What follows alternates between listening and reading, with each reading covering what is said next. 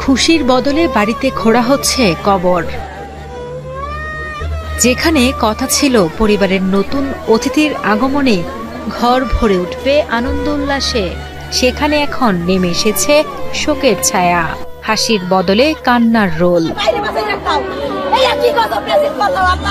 নিয়তির কি নির্মম পরিহাস।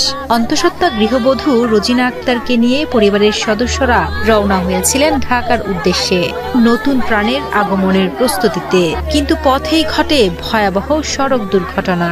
এতে গুরুতর আহত হন রোজিনা, আর প্রাণ হারান একই পরিবারের 4 সদস্য।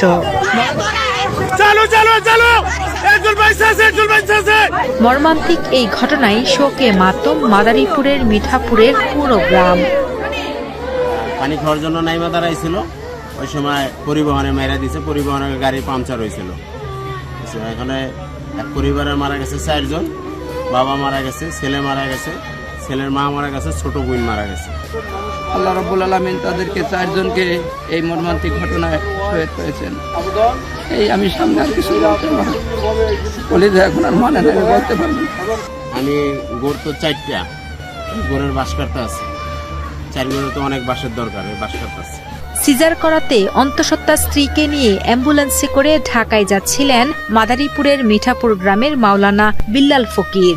জানা যায় 8 মে সকালে স্ত্রী রোজিনা আক্তারকে প্রথমে মাদারীপুরের একটি বেসরকারি হাসপাতালে নেওয়া হলেও চিকিৎসক না থাকায় তাকে অ্যাম্বুলেন্সে করে ঢাকায় আনা হচ্ছিল। মুন্সিগঞ্জের নিমতলায় ঢাকা ভাঙ্গা এক্সপ্রেসওয়েতে অ্যাম্বুলেন্সটির চাকা ফেটে গেলে থামিয়ে চাকা বদলানোর সময় পেছন থেকে কুষ্টিয়াগামী গোল্ডেন লাইন পরিবহনের একটি বাস চাপা দেয়। এতে ঘটনাস্থলেই মারা যান বিল্লাল, তার বাবা সামাদ ফকির, মা শাহেদা বেগম, ছোট বোন আফসানা আক্তার এবং অ্যাম্বুলেন্সের চালক মাহবুব সর্দার। গুরুতর আহত হলেও ভাগ্যক্রমে বেঁচে যান অন্তঃসত্ত্বা রোজিনা আক্তার। তার পরিবারের 4 জন সদস্য গোল্ডেন লাইন ঘাতক বাস মর্মান্তিকভাবে অ্যাক্সিডেন্ট করে তাদেরকে নিহত করা হয়েছে। আমরা এলাকাবাসী এর সুস্থ বিচার চাই, তার পরিবারের জন্য ক্ষতিপূরণ পায়।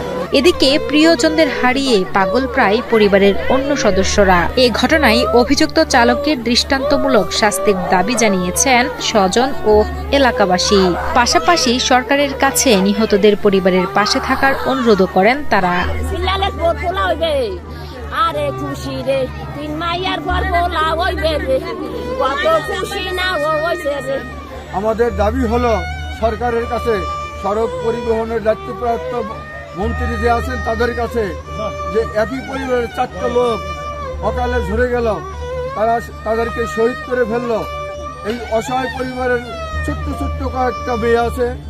আমাদের দাবি হলো আমরা ক্ষতিপূরণ দাবি করি এবং সুস্থ তদন্তের মাধ্যমে তাদের বিচার দাবি করি।